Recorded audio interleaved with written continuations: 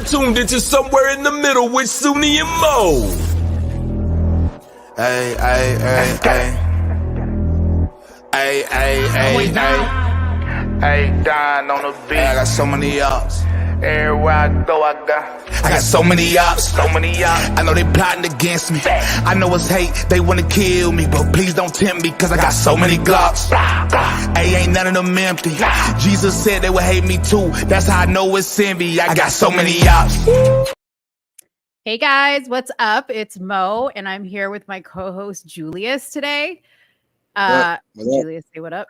So Julius has his own show with Nick, and then he also has his own YouTube channel, Today with Julius. Yes. And then you do the, what is it called? What's the podcast you do with Julius? Oh my gosh, it's just. Oh, you mean the Age of Men? Age of Men podcast. That's right. Yeah. So he was kind enough at the last minute to come on here and fill in for Suni, who is literally, you guys, in the middle of a typhoon. In fact, I'm going to show you. I'm going to show you the video she sent me. I hope this is okay. Because she literally like sends me this video and I'm like, holy shit. That's a typhoon. That's like a real typhoon. It's not even playing with you. So I'm gonna show this real quick so y'all can see while everybody comes in. What's up, Amy? Yes, and Suni's doing good. Suni's doing good. I'm not gonna show you guys the video from the toilet that she sent me so I could hear hear the noise in the background. I'm gonna show you the video of the weather. Hold on one second here. Let me just share my screen. Because yes, me and Suni talk while she uses the facilities. Sometimes. All right, here we go. We're close. We're close around here. Okay, here we go. Here we go. Look at that.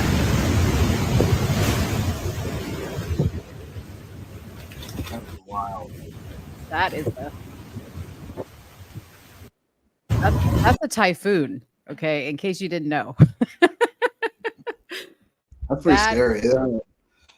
Yeah. I remember because she's in Japan. Yeah, I remember Japan like 2011. Like that whole thing happened. That's why it freaks me out. Cause I'm like, I watched that whole thing happen, and even like the day after when we got, I had Comcast, so it was like TV Japan, and the news segment had these two tall buildings, and they were like shaking back and forth, and I was like, yo, I'm praying for Japan because that 2011 was something else. Like that was wild. I saw every single CCTV footage. It was scary stuff. There was an old man that was like hanging on for dear life, and the water was just like rushing. He just let go. Like he let go, and I was like, "Yo, he just." That's scary stuff. Man. Yeah, we're praying for Sudi. Now she's doing okay right now. She had no power last night, so she may actually join if she can get enough good service to like come on and say, "Hey, what's up?" really quick. So we'll see if she joins, but me and Julius are going to have some hot topics for you. I think we might have some like topics that we didn't actually plan for come up because we were talking on the side, and I was like, maybe we should talk about this, some relationship, men and women type stuff. Cause you know, Sudi never wants to talk about all that. Oh shoot. I see her. Hold on. Let me add her in. Real quick, Sudi. I'm gonna play Big Booty Judy song real quick. And then we'll bring you in. Hold on. Big Judy, big booty Judy. What? Big Judy, big booty Judy. Big booty, big Judy, big booty Judy. Stop. I wanna see you move it. Yeah. Big booty Judy. Big booty Judy. Got big booty Judy. That's big booty Judy. Got big booty Judy. That's big. All right. That was for Big Booty Judy. We got to do that. Sudi. What's up, She's y'all? alive. Let me take this little thing off your head so we can see you. She's alive. I'll picture Suni being outside like, I am live here in Japan. We have a typhoon. It's crazy. And all of a sudden, like, in the background, some guy walking normal. You can't go outside. I would get blown the fuck away. That's how windy it is. We tried to open the front door and it was like, it slammed on my husband. He's like, yep, we're not going out there. Oh, come on, Suni. Do it for the You know, we always can use good content. You know what I always say? See how she's willing to sacrifice my life for content? Hey, people here remember. Somebody just put it on here. They remembered when Suni was on the toilet after you had your your whatchamacallit, your little woo-woo. Exactly. Yep, they appreciated that. She's Well, did you watch Black Mirror season 6? yes, I did. Okay, so do you remember that episode where the werewolf won, but the whole TMZ thing, and that girl got shot? She was still like, just put the camera off. Oh my god, so sad. I just wanted to pop in. Yeah, but real quick, give us the update. So how bad is this supposed to get? Is this the worst of it that you're in right now? I just showed the video. So this is the worst of it because the eye is passing us and we're getting the back end of it, which is where all the wind is. So it's raining a lot. It's windy. The power is flickering on and off. There's already parts of the island that is flooding. The sea level is rising. So we'll have a lot of flooding here. And we'll probably be dealing with wind until like Friday, Saturday. So everyone's going to be indoors for a good little minute. I know y'all can hear the wind now. It's loud. It's loud. Your car's still there? Yeah, my car is actually blocked by a bunch of other buildings. So the wind is like kind of passing through. We only feel it and hear it like we do because we're on the very top. So there's nothing blocking any wind. We're getting it all. It's not 2011 bad, is it? No. There's like one power line that snapped. There's like odds and ends floating around the shrub, like tree branches those things are breaking off. I sent Mo a few videos. Last night was not the worst, but it was bad last night for sure. It's definitely bad. Well, we're glad you're hanging in there. Yeah. Yeah, I just wanted to come in just to say what's up and say thank you for standing in for me, Julius. And I hope you guys have a good show. Because it's too loud and everyone's in my room. The kids we're just all bored. Like when I say you can't go outside, bro, you can't go outside. Yeah. Time to play those inside games. But exactly. If need be, Sunny, I'll send you a link so you guys can watch some movies, new movies that came out online, so if you want to check them out. So, I mean, thank you. You guys didn't hear that last part, but I watch them legally. He said I'll watch them legally. Hey, listen, don't feel like you can't drop this on Mo, okay?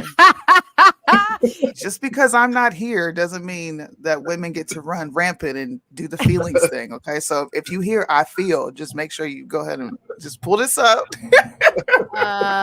Julius is joining as a guest, not as a controller. Thank you so much. I'm kidding. You guys have a good show. I'll be watching. All right, bye, Suzu. Oh man. I was gonna say I'll pull a fresh and fit because they have a merch that says I feel like. So anytime a girl says I feel like, they always go merch. Is that their thing? Like fresh and fit. They're like sound effects. Crack me up. I know. I downloaded a lot of those sound effects. They're actually on my YouTube page, but I was trying to find the one I'm trying to find is the black girl one. Every time a black girl comes on, it's like, "Hi, my name is Keisha." They go, "Hey, y'all." It's so I want that sound effect so bad. I know. So I've been telling Sudi we got to get those sound effects like downloaded on her little sound effect thing so we can play them. I know. They're not. Right. They're not that expensive, but like a good $100 on Amazon or something like that. So it's not too bad. Wait, $100 each on Amazon? No, I think for just the one to put sound effects on, it's like $100. I think it's not too expensive. Oh, okay. Gotcha. All right, guys. So real quick, glad y'all got to see Suni. Glad we got her little guest appearance really quick, so we know she's still alive and well. Hopefully, her Wi-Fi will be back by Friday, so we can have a Friday show. And I'm sure she will be just itching to talk about stuff because she's like probably dying. She hasn't, Sudi, she gonna find a way to go live and talk at some point. So you guys will hear from her. She's not gonna stay dormant forever. The typhoon won't kill her. Okay, so on today's show, we're going to talk about a few things, and there's probably going to be some stuff that just comes up. But we're going to discuss, obviously, somebody brought it up in this comment down here that there is breaking news. There is a third Trump indictment. Obviously, it's not for global warming. That was a ha ha ha. But there's a third Trump indictment. He actually was expecting it. I saw him post about it on his Truth Social, so I don't think it was a surprise to him. I kind of feel like it's not a surprise to us anymore either. Like, this is just getting ridiculous. Yeah, so it's like we're all desensitized to it. Yeah. So we'll talk about that. Then we're going to talk about a teeny tiny update that we have to Tafari Campbell, the paddleboarder, Obama's personal chef. I, on last week's show, had made a prediction, okay, that came. Well, I don't want to take credit. Okay. Holly, who, if she's in the comments, shout out to Holly. Holly said he was for sure with a woman. Okay. Holly said that. I took it a step further and said he was with one of the Obama daughters. So it turns out both of us were kind of right. Okay, so we're going to talk about that. Is it proven though? Is it proven? Because I did read that there was a female with him while he was paddling, and it's weird how they describe the story. But is it true that it was the Obama daughter, or is that just speculation? Obviously, that hasn't been confirmed. It's just speculation. But the fact that now it has been confirmed that a Secret Service person was the one that made the call, which is why the name was left off the log. I can't spoil this. We'll start with this topic because I just can't hold it in because this is a Mo was right moment. So I have to start with that. You'll learn. That's my favorite thing to do, is to be right. Then we're going to talk about this Lizzo lawsuit, y'all. The Lizzo lawsuit is hilarious. Julius has got the tea on that because he was like posting about it on his Twitter. So we'll discuss that.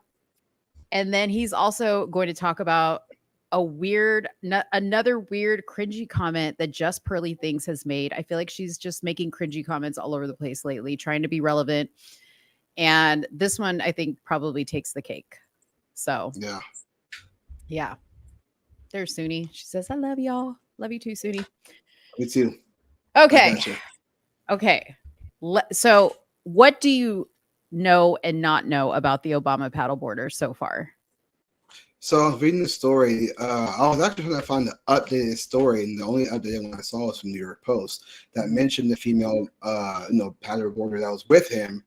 The reason why I say it's strange because it's the way that they say he like drowned. He fell off his paddleboard, fell into the ocean, and then just disappeared. But he had a life jacket on. Yeah. And then they're trying to say she tried to get to him, but couldn't reach out to him, so she was forced to go to shore. So I'm wondering, how can somebody fall off their paddleboard and have a life jacket on and then just disappear? Did he had, I don't know, but I'm thinking of like maybe he fell and hit his head like on a rock somewhere, like inside the water, and that's why he got knocked out and his body just kind of drifted. But so he didn't have a life jacket on. No, he did. It said that he had a life jacket on. We read the autopsy report last week, and they said there was no life preserver. Oh, interesting. Oh, that's what New York Post was. Yeah, that's what New York Post was saying. He had a life jacket on, and I was like, wait a minute, because they were saying that he wasn't afloat. I said, I was reading it out loud, and I was like, if he didn't have a life jacket on, why would he not be afloat? Like, how could he drown if he had a life jacket on? I don't know. Maybe New York Post is wrong, but that's what I was reading. And I was like, if he did have a life jacket on, how can he drown? Like none of it makes sense. Like the whole story just doesn't even make sense to me. The fact that he fell off his board and like how close or far was she to not be able to reach him? Why didn't she just jump in and swim after him? Like this is what I'm saying. All of this doesn't make any sense. How can you not reach somebody, but then you're forced to go to shore? You can just jump right in and like grab him and swim to shore. It's that easy. So again, it's just bizarre to me. Somebody was spreading the rumor that he had blunt force trauma. I don't know if that's true or not, but somebody was saying that, and I haven't found evidence of that at all. If that was true, that would make sense why he drowned, but I don't know. Yeah. Okay. So Julius, you clearly do not watch the Suni and Mo show because we have the most accurate information on this incident. We have the most accurate because I have dove into this head first, no pun intended. into this story, but there is a new article on the New York Post, but there's also some other information that I want to bring into this. Okay. So initially, before all these articles started coming out, what we did know was that he was not with the Barack Obama and Michelle Obama family. They weren't at the home. Okay. They were on the island, but they weren't at the home. He was not paddleboarding at the property. He was paddleboarding 2 miles away from the property. Actually, a little bit further. His board he went down 2 miles away from the property. But the launch site was further away. And he was with somebody anonymous at the time who called in. Well, the news report said that person called in that he had fallen off his board. He wasn't wearing a life jacket. He wasn't tethered to his board. They saw him pop up once and then he went down. Okay. Now, when they recovered his body, he was found in 8 feet of water, 2 miles away from where the call was made for 911. Okay. So the location of the 911 call was 2 miles away from where he was found, meaning the person who was with him left him and went 2 miles away to make a phone call to 911. Okay. Now keep in mind, when I looked up the information on this particular pond, which really looks as big as a small lake. I mean, you think of a pond and you think of like a tiny little thing, but it's a quite large area, but it only is, I think, 12 feet deep in maximum. He was found in 8 feet deep water, and he runs to be about 6 foot to 6'3". So he's a tall guy. There was also a rumor out there that he didn't swim. We found a video and showed it on our show last week of him swimming quite well in a lap pool, very fast, very well. Okay. So we knew he could swim. Now, the question was, why did this person that was with him leave him, number one, and not call out to somebody? I mean, it's summertime in Martha's Vineyard. There's probably swimmers, there's boaters, there's paddleboarders. It was about 4 or 5 in the afternoon. Why would you leave him? Why wouldn't you find somebody nearby to help you? Nobody goes anywhere without their cell phone these days. Okay. Yeah. Even paddleboarding, I'm a paddleboarder and I take my cell phone. So when I heard the new development that the reason why the call log name was left empty, not showing who actually made the call, was because now it has been revealed that the call was made by a Secret Service person. Okay. At the Obama residence. So who follows? Who does the Secret Service protect? Yeah. The president, his wife, and the children. Okay. So unless one of the Obama daughters was there, why would the Secret Service even be involved in this situation? That makes sense. I mean, I can see how that makes sense, because if it is Secret Service, then they have to be out there obviously protecting somebody. Like you said, they're protecting somebody.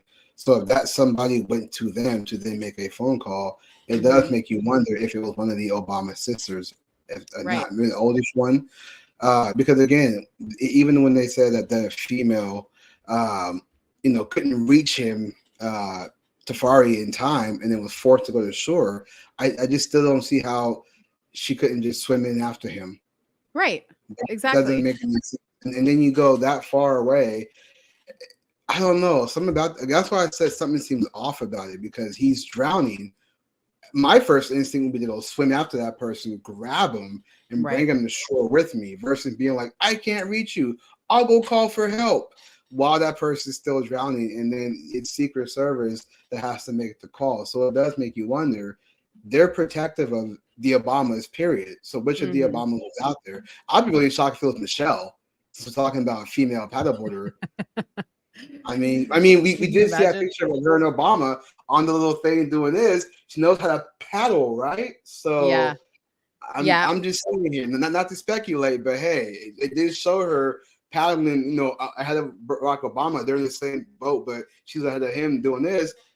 Just saying, just throwing it out there. Yeah. Conspiracy theory time. I know. And we're not allowed to discuss conspiracy theories over here. Okay. Yeah. Suni's like, do not conspiracy theory. Okay. Now, Yeah, no here's the other conspiracy. weird thing. So Obama was spotted at a golf course with bandaged fingers. So you can see here, he's got some bandaged fingers on one of his hands. And I thought this was quite interesting because, if we want to talk about conspiracy theory, he also has, I'm trying to make this bigger, but it's like making the wrong thing big. He also has a black eye, or it looks to be a black eye in this picture. Right here, he's got a black eye, and then he's got these bandaged fingers. Okay. So in my little conspiracy theory mind, I was like, okay, I could see it now. Malia or Sasha, okay, came running back towards the house, and she was like, oh my gosh, Tafari's down, right? And the dad was like, why were you with Tafari? If he didn't even know, because there's a whole nother thought process here, but if he didn't even know about this relationship. And then it comes out that they're screwing each other. And he's like, what? You're screwing Tafari? You're screwing our chef? Damn it. He died. And he punches a wall. Somebody like scuffles with him, punches him in the eye. This is how I imagine it going down. I'm gonna throw out something. Do you think that the bandage around the finger is one thing, but do you think the black eye could be doctor, like somebody maybe like did that themselves, and then Gateway Pundit just took that and was like, oh, and he had a black eye? Like, do you think the black eye is really true, or do you think somebody just kind of did that to make it look like it was a black eye? Well, Gateway Pundit didn't call out the black eye. Gateway Pundit only called out the fingers. It was other people that were calling out the black eye. Right. Okay. But yeah, I mean, I just, because sometimes pictures like that can be changed to like emphasize even more. But the bandages around his finger, I mean, I don't know if that has to do with with what happened to Tafari, because how long ago did that happen with Tafari? Like when he drowned, did that happen this year, last year, 2021? That was like last week that it happened. I thought that happened. He had, right, but I thought that he had drowned like some other time. I didn't know it was like it wasn't real. Okay, see, I thought he had drowned like a different time, and then they found his body I thought they found his body recently, but he had drowned like some other time, but not like that, like a year ago. But just saying, like, No.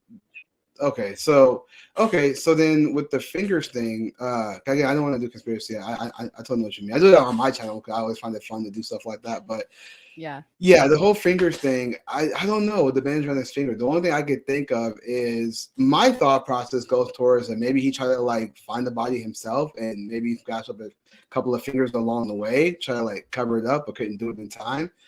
I don't know. That's where I'm going with it. Like he was trying to do something for himself, but then was like, I can't do it, and then had to be somewhere, and it was like, oh, I can't do this. That'd be golfing.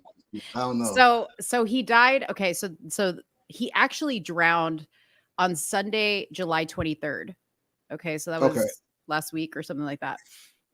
He died at 10. So in the afternoon, so late afternoon, he went down under the water on the 23rd, which was a Sunday. They didn't actually find his body till the next morning at 10 a.m. So there's another weird thing, right? Like he's only in 8 feet of water. He's about 6'3". There's a paddleboard. The paddleboard floats. What's the problem? Why did it take you so long to take his body out? Which sounds really weird to me. Okay. But there's a lot of things wrong with this. So I'm going to read the New York Post story that it says. So it says that now second Obama staffer was paddleboarding with ex-president chef before he drowned. Now it's a staffer, which I think when anything ever goes wrong and it involves the people close to the president and they don't want to involve the kids, a staffer has to take the hit, right? Like, okay, staffer, you're the one that needs to be the person that was with him. It can't be Sasha or Malia. So here's what it says. It says the fellow paddleboarder who was with Barack and Michelle Obama's personal chef when he drowned near the Martha Stewart Vineyard compound is also a staffer to the former president and reportedly tried to save the chef from drowning. The female staffer was with Tafari the moment the renowned chef fell off his paddleboard into the pond before disappearing under the water. The woman who wasn't revealed tried desperately desperately to save her colleague, but didn't reach him in time. The woman then rushed back to shore where she asked for help with a Secret Service agent calling for emergency services from the Obama's estate in Edgertown. Insiders told the outlet, huh? That's the same article I was reading. Yeah. Yeah. Insiders told the outlet the woman was lucid and clear and did not appear to be intoxicated. The witness said Campbell struggled to stay afloat and wasn't wearing a life jacket while out on the water, which was revealed last week. Okay. Now they're saying the death is not suspicious. They're still pending a toxicology report, but there's this whole thing is suspicious. Like the fact that Obama, his chef, like where can I like I can't stop. Like there's Pizzagate, Hillary, Obama, the chef, the daughters. Like, listen, I'm Latina. And when you watch like Spanish novelas, which are like Spanish soap operas, okay, the two people that know the most are the muchacha, which is like the maid, or the cook. Okay, those two people have all the tea on what's going on. You best believe Tafari knows all the dirt, and that's why he was laying at the bottom of the pond. Period. Somebody was saying in the comments, now I looked it up for myself, they said the finger thing was debunked. He taped his fingers for golf. Now, I'm looking on PolitiFact right now. It says photos of Barack Obama golfing with bandaged fingers are proof of his involvement in Tafari Campbell's death, and rating is false. So they're saying that it's just, he just taped his hands for golf, which I can understand that. My thing is this: I'm not trying to say that it's the whole. I was just throwing a conspiracy theory. I was just throwing it out there just to have a little fun. But the finger tape thing, right? The only way I question that is I say if he hasn't done it before and you've never seen him do it before and he does it now, it's a little suspicious. That's just for me. Maybe he's trying something new. Totally get that. Yeah. But if you never see him with tape around his fingers before, and he played golf a lot of times. If you never seen him do it before, and this is the first time, your first time you see him do it, it's like, that's interesting. I'm not saying it's anything more or less, but it's interesting to think, okay, he's wearing tape around his fingers when he's never done it before, and he goes golfing a lot. It's like, I guarantee if you saw Trump with tape around his fingers, there'll be some kind of conspiracy towards that when Trump never does it. So if Trump started to do it all of a sudden, you'd be like, well, why is he wearing tape around his hands? You'll question it just like that. Oh, why is Trump got tape around his hands? I mean, well, and I'm no golfer, but why the hell do you need tape around your fingers for golf? You wear gloves, okay? It's not that serious. Not that serious of a sport. That's the reason why. So to go on that, the reason why is because it's to grip the 9-irons and things like that a lot easier. I've seen golfers do it. I just haven't seen Obama do it. But he has a glove. But he has a glove, doesn't he? Isn't that what a glove is for? Sure, but I guess it's the I can't think of the word, but there's a word for it. Why they use tape and then wear the glove? It's to like create more grip handle. It's something like that. I can't think of the word, but it's one of the reasons why you would see Michael Jordan sometimes wear a tape around his fingers when you play basketball. Yeah, I mean, I can understand that. That I can understand, but I'm like struggling with golf. I guess because I hate golf and I don't really see golf as a sport. I love golf. It's so fun. Once you play it, I'm telling you, there's no feeling like it. Like I love going to the driving range. Oh my gosh. I love it. So is it the same reason why Michael Jackson taped his fingers so he could hold the mic, or he could just be like I mean, is it the same? I mean, it could be. Who knows? It could be. It could just be his signature thing. I don't know. That's what I'm saying. There's so many questions as to why he did the exact same thing. Like, why was he wearing tape around his hand to dance? Did he need to like? There's so many questions to this, but I don't know. It's like they say question everything, but then it's like we can't question everything. We can't, man. You could. I'm excited. I want to hear the phone call from the house. Yeah, but of course they're probably never going to release that. You know how it goes. Or I mean, here's my other speculation. If they do release it, it might be like a brand new phone call, but it look like it's from like it might. I don't know. They can do so much with that. And then now we got AI, so they can like do an AI phone call like Barack Obama or whoever it So, Yeah. but no. But in all seriousness, though, my only question, like legit question, is to me is why the woman who was with him, whoever was with him, whether it was the daughter or whoever, why couldn't that person get to him in time? What was stopping her from just jumping in and grabbing him? Like, I don't. And somebody mentioned in the comments too. They could. Because She that could have wasn't the mission. The mission was for him to die. He'd been to too many pizza parties. That's why. He's seen too many kids up in and out of that estate, I'm sure. Something went down. I mean, something went down. He knows it. I didn't even realize that on that segment he did with was it NBC or Today Show where the guy was actually behind him. Like, I didn't realize that because it showed Barack Obama and that lady having a beer. He's like right behind. I didn't even realize that. Oh snap, he was there. Well, he was the creator of the beer. That's why he was the creator. He was famous for making that beer. I wonder what he was thinking. Like as he was like, he's like, I know too much. Mm-hmm. I can say now, but I can't. Yeah. I don't know. I probably gotta go down some QAnon holes because, he was under. So have you ever seen Trump's executive chef? Have you ever seen him? Okay, let me show you a picture of this guy. So for those of you guys, okay, I don't remember, but I don't know exactly how it looks like, but I remember somebody sharing a picture of like he kind of like buff, whatever is he, like kind of strong dude? Kind of buff, yeah. He's like literally the Hulk. And for somebody who says, Trump's a white supremacist, I doubt you'd have this big buff black dude cooking all your meals if you were a white supremacist. But anyways, yeah.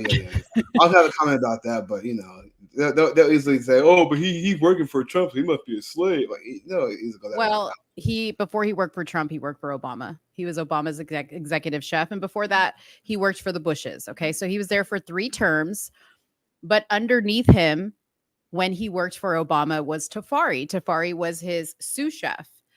And when Obama left office, they offered Tafari a job to come work for them personally at their $12 million vacation home.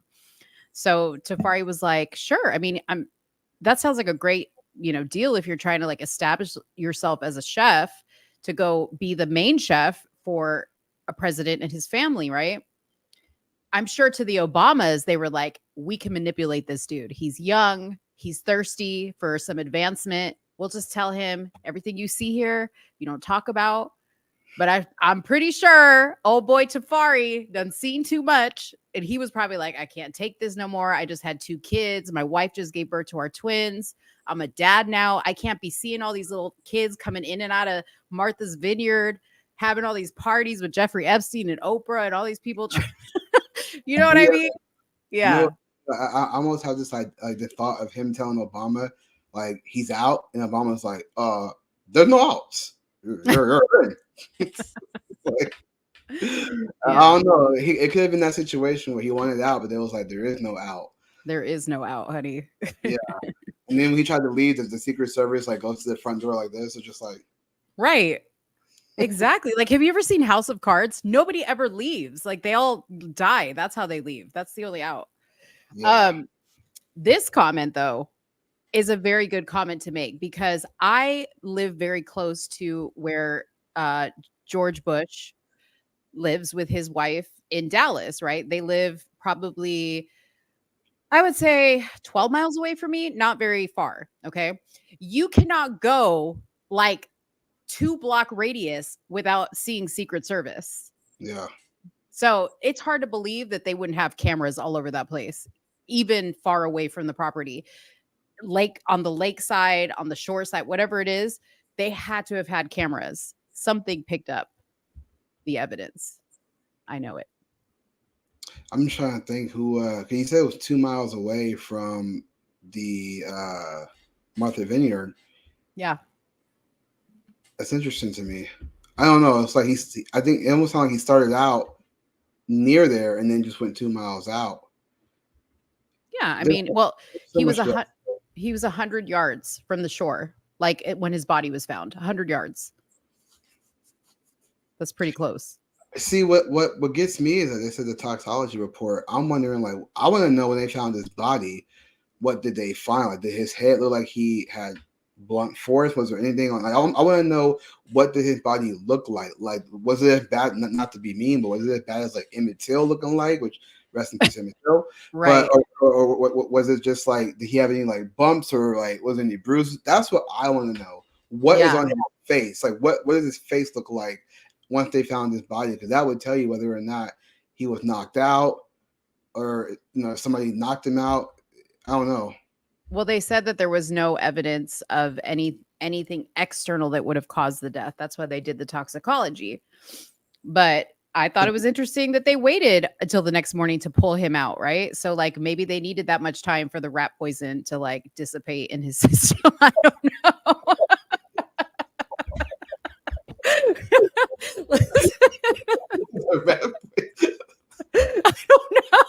I don't know. It's so like, you think they're really gonna be like coming out with a legit? I was with you, and I was like, wait, rat poison. Breaking news, people. Dang, that would be interesting too. I know I like trying to do this imagination speculation. I know Suni's like, oh my god.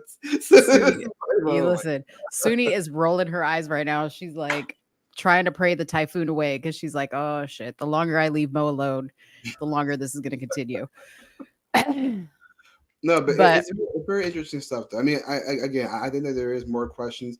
I think more will come out. We just gotta pay attention to the stories. That's why I've been trying to find updates, but all the updates I see are from like 7 days ago, except for the New York Post is the only one I saw that was from like yesterday. Everything else is like 6 days ago, 7 days ago. So I'm gonna definitely keep a close eye on it, because that's a story that like I think we all should be paying. Now, we should pay attention to it, absolutely, but I'm gonna keep a close eye on that one, because I do want to get the updates. Because when I saw, and correct me if I'm wrong, I thought the toxicology report was still pending. Was there actual? Okay, yeah. See, now I'm going to keep a close eye on, because I'm curious to know if they're going to try to like find a way to, if it is corruption, will they try to manipulate the toxicology report, or will we actually get the truth? Are we gonna get the truth? No, internet sleuths like me have to figure the truth out. They're never gonna give us the truth. Well, yeah, not like the new, but like, are we gonna have to like dig deep to find the truth? Like, that's absolutely, absolutely. Okay, so speaking of typhoon, let's talk about Typhoon Lizzo over here. So tell us what you know. I'll read a little bit of this article real quick, and then you can fill in the blanks. I was on Twitter and I was scrolling through, and I saw the New York Post actually talk about Lizzo with being had a lawsuit for sexual harassment. Apparently, she's been not so nice to her dancers. She's been berating them. She actually body shamed them. According to the New York Post, she's been making her dancers eat a banana out of a sex worker's vagina. Sorry for the vulgar language. These are the dancers. Yeah, she has been. So now they're suing her. And then also she has a captain of the dance team, a guy named Quigley. I gotta get his first name, but last name of Quigley. I guess he's also getting a lawsuit as well for sexual harassment, for saying things sexually explicit around them, talking about masturbation, talking about sexual fantasies. What I find interesting about this story is that somebody like Lizzo, who's always been promoting body positivity, saying, I don't care how I look and this and that. Even at one point when she did promote a keto diet, her fans said she was fat phobic. So here she is staying fat. And she even said at one point, I don't care if I'm fat, I don't care if my fans say whatever. So it's almost like she stays fat in order to appease her fans. But now this is the very same person who promoted body positivity who's now body shaming her dancers. So it sounds like she doesn't have good work ethic with the people that's working with her, which is why the lawsuit is slapped on her in the first place. So yeah, it's interesting stuff. And the one thing that I was now telling Mo behind the scenes, I said that the fact that she's there's a claim of her sexual harassment. Now people can do false allegations. We know that. I know men get false allegations, but women can also get false allegations too. So this can be a false allegation of her just saying that, oh, she sexually harassed me. Maybe she was spiteful for the fact that she got fired because she wasn't working the way Lizzo wanted her to work, which can happen sometimes. If you're not, I mean, you've seen videos of like Beyonce being like, somebody gonna get fired, like, you know what I mean? Like you see Michael Jackson doing the same thing. You know what I mean, so like Michael Jackson's like, somebody getting fired, like you kind of hear that, you know. So Yeah. I get it, but at the same time, I mean, who knows? We don't know unless there's like some type of recording or maybe a footage or something like that. I'm hoping that comes out. So yeah. The footage of her eating the banana out of one of these heifers' vaginas. Are you kidding me? No, thank you. No, thank you. I will pass. Okay. I will take your word for it. No, here's my thing. So I was telling Julius, and I'm going to read the article still so you guys can get the details on this. I was telling Julius, like, first of all, these are the dancers. Okay. These are all women potentially. Okay. Because we know how Lizzo rocks with the trannies. That's a dude right there. This one right here is probably a dude. That's a dude. That looks like Wolf from Power Rangers. Right. But here's what you can be sure of is there's probably a lot of drama with all these women and this tranny. You know, even if there's a couple men in the mix here, there's probably a lot of drama and a lot of debauchery. Okay. I used to work in Hollywood doing makeup for music videos and things like that and for people's tours. And it gets really raunchy on these tours and with these dancers and even like with the performers. They get really close with their dancers. Madonna had a famous documentary called Truth or Dare where they played an incredibly inappropriate game with her dancers, you know, giving head to bottles and kissing one another and doing all this stuff. So yeah, I mean, sure enough, I'm sure if somebody became disgruntled, all of a sudden, everything that happened is now offensive, right? Like I told Julius, Lizzo is a walking offense. Okay, look at this. It's disgusting. Lizzo's a walking offense. Okay, like I look at her and I'm offended. I feel sexually harassed. I feel like, like I should I be in this lawsuit? Like seriously. Yeah, I remember one time she had the video where she was at a basketball game. She was floor seats and she decided to like shake her boyfriend. Oh, I saw that. Yeah, it was like that's so nasty. Like so nasty. Okay. So here's what the article says. So Lizzo has been sued by 3 former dancers who accused the Grammy winner of sexual harassment and alleged that the singer and her production company created a hostile work environment. The civil lawsuit filed Tuesday in Los Angeles County Court claims Lizzo pressured the dancers to engage with nude performers at a club in Amsterdam. First of all, Amsterdam, seriously, like there's trannies and nude people on the street in Amsterdam. You can have sex. It's like legal to have sex in public in Amsterdam. So is it really? Yes. Amsterdam is terrible. The red light district comes from Amsterdam. Interesting. She also shamed one of them for her weight gain before firing her. How ironic, right? Yeah, I don't understand. So fired. Just like, wait, that's not a good joke. What's the punchline? So the plaintiffs, Ariana Davis, Crystal Williams, and Noel Rodriguez, make numerous charges, including sexual, religious, and racial harassment, disability discrimination, assault, and false imprisonment, which I was like, what? Yeah. The legal complaint seeks unspecified damages and names Melissa Vivian Jefferson, who is Lizzo's real name, and her production company, Big Girl Big Touring, and Charlene Quigley, captain of the dance team. Representative for Lizzo didn't immediately respond. So Lizzo hasn't responded to this yet, but I'm sure all of her fans will be attacking. I'm just wondering because it's like for somebody who has body positivity and then she shamed one of the girls and you have a tour called Big Girls. I mean, is that not body shaming still to say Big Girls tour? Like, how are you not offended by that? Then this is bizarre to me. This whole thing's bizarre. I just want to know.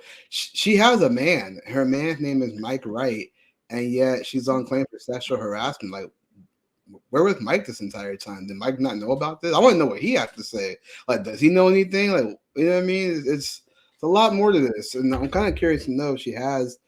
Wait a minute. This is her man. Okay, well, I'm showing her man. Can you look and see if Mike Wright's Instagram shows any statement from him? Y'all, this is her man. What? Wait a minute. Yeah, she hasn't said nothing on Twitter yet at all.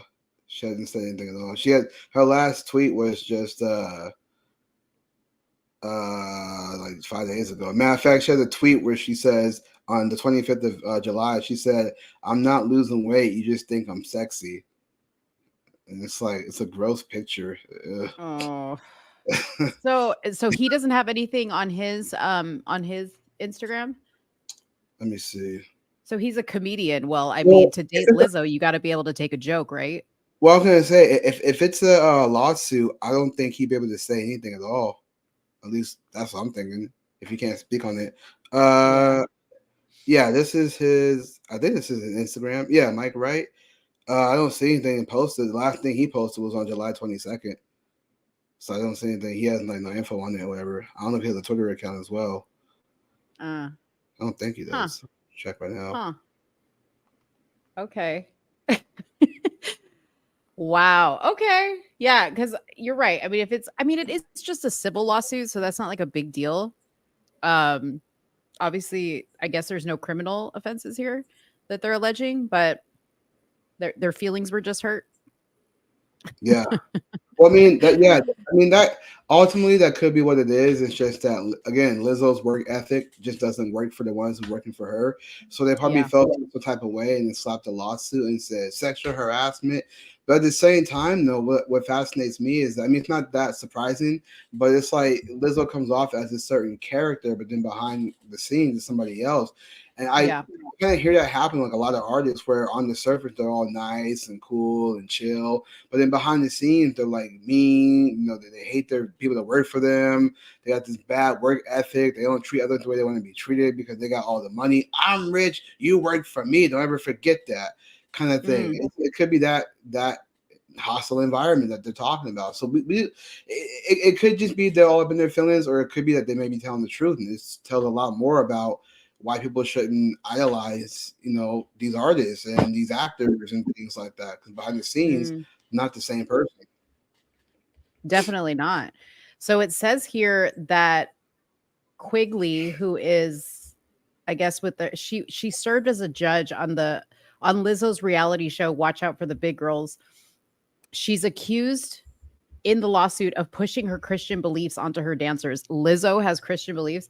The court filing claims Quigley referred to Davis as a non-believer and told coworkers that no job and no one will stop me from talking about the Lord. Lizzo is a Christian. I doubt she's a Christian because she advocates for abortion. And she's shaking her ass all the damn time. What Christian girl you know does that? I mean, 2023, these days, Christianity has been defined in so many different ways. So that's why I can see why people go to Islam, because Christianity is a joke at this point, unfortunately. Well, we will keep an eye on this one. Fat mean girls. Yeah, I'm gonna watch it. It's on Amazon Prime. I'm gonna check it out because we do our research around here. So I'll check it out and report back. Wait, so that Big Girl's touring, that's gonna be on Amazon? Well, so she's got a reality show with a bunch of big girls. Yeah. Okay. Yeah. All right. So let's move on to the Trump indictment. Okay, so Trump indicted for efforts to overturn 2020 election and block transfer of power. Didn't we already go down this road? Like, I feel like, yeah, you know what's funny? As I was reading, I mean, I only read so far in the document, but it seemed like we kind of already been down that road of like they're trying to charge him for trying to overturn the election. I swear this was a thing in 2021 and 2022, and now in 2023, and the next thing you know, 3 months later on, we're going to hear the exact same thing. He's charged again. So, but here's what's interesting about that. I'm going to read briefly just from the document.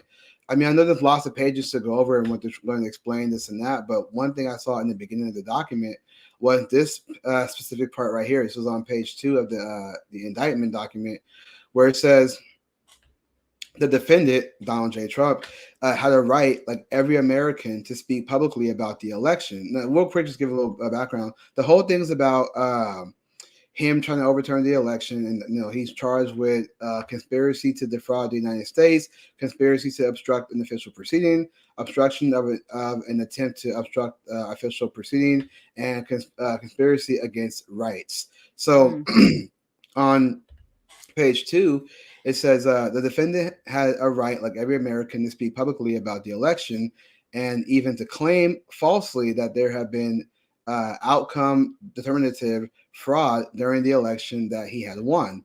He was also entitled to formally challenge the results of the election through lawful appropriate means, such as seeking reaccounts or audits of the popular vote in states or filing lawsuits challenging ballots and procedures. Indeed, in many cases, the defendant did pursue these methods of contesting the election results. His efforts to change the outcome in any state through recounts, audits, or legal challenges were uniformly unsuccessful. Shortly after election day, the defendant also pursued unlawful means of discounting legitimate votes and subverting the election results. In doing so, the defendant perpetuated 3 criminal conspiracies: a conspiracy to defraud the United States by using dishonesty, fraud, and deceit to impair, obstruct, and defeat the lawful federal government function by which results of the presidential election are collected, counted, and certified by the federal government in violation 18 U.S.C. 371, a conspiracy to corruptly obstruct and impede the January 6th congressional proceeding at which the collective results of the presidential election are counted and certified, the certification proceeding, and a conspiracy against the right to vote and one's vote counted in one vote counted in violation 18 U.S.C. 241. And then the last thing says that each of these conspiracies, which built on widespread mistrust, the defendant was creating through persuasive and destabilization lies and election fraud, targeted a bedrock function of the United States federal government, the nation's process of collecting, counting, and certifying the election results of the presidential election. So when I read that specific part, it makes me think that, like, they're saying he has a right to say that, whether he won the election, whatever the case may be, but it's when he pursued it that they charged him. So it just seems, I'm sure there's a lot more detail that I gotta read more of, but I just think it's gonna be all BS. It just sounds like to me that they were okay with him saying it, but not pursuing it. So he can say all he wants, that the election was rigged, he won, whatever the case may be. But once he pursues it, now he's being charged because now what he's saying is fraud. Now what he's saying is misleading. Now what he's saying is disinformation. But this is nothing that we haven't already seen before. They try to charge him multiple times. I mean, this I hate to sound like a broken record or the same rhetoric, but it's the same thing with the Russia collusion, the Ukraine collusion. It's all these like, oh, he did this thing wrong, and come to find out he did nothing wrong.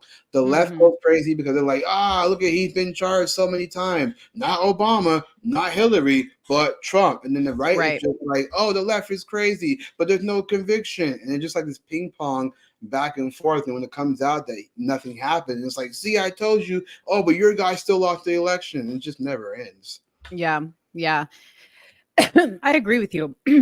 I mean, and we all kind of know that this is just a kind of a placeholder, I guess, to get people worked up about this whole thing so that either people won't vote for him or he'll eventually drop out. We already know he's not going to drop out. Trump is like, he's knee deep in this. He says he's not going anywhere. This isn't going to do anything to him. I don't believe this is going to go anywhere. However, they are moving forward quite quickly with the proceedings to potentially put him in jail is what they want to do, for these charges. And I'm quite confused by exactly where he broke the law, other than the fact it's kind of like the LIZZO lawsuit. Like, I think feelings were just hurt. Yeah. And that's really what it sounds like to me. But what's interesting is they have assigned the U.S. District Judge Tanya Chutkin, and she is described as being the toughest punisher of J6 cases, placing all defendants in all cases behind bars. So this is the lady that is proceeding over this case. So yeah, that's a scary thought. But I mean, at the end of the day, they have to have some type of proof that Yeah, and that's also the thing. So I'm glad you mentioned the whole Lizzo thing too, because again, the lawsuit does hurt somebody's feelings.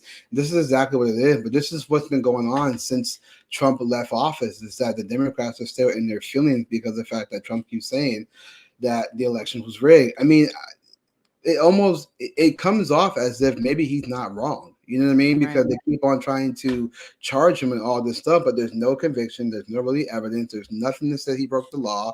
It's nothing like that. Matter of fact, if he broke the law, it would have said it in like the very beginning of the document that Trump broke the law, or it would Yeah. be headlines that say Trump broke the law. Instead, it's just he's charged because he proceeded to try to see if the elections was rigged or not, and then they Yeah. use words like misinformation, baseless claims, but yet there's claims out, not like there's claims, but the things we saw during 2020 makes us question the election. I mean, I don't see what's wrong with that.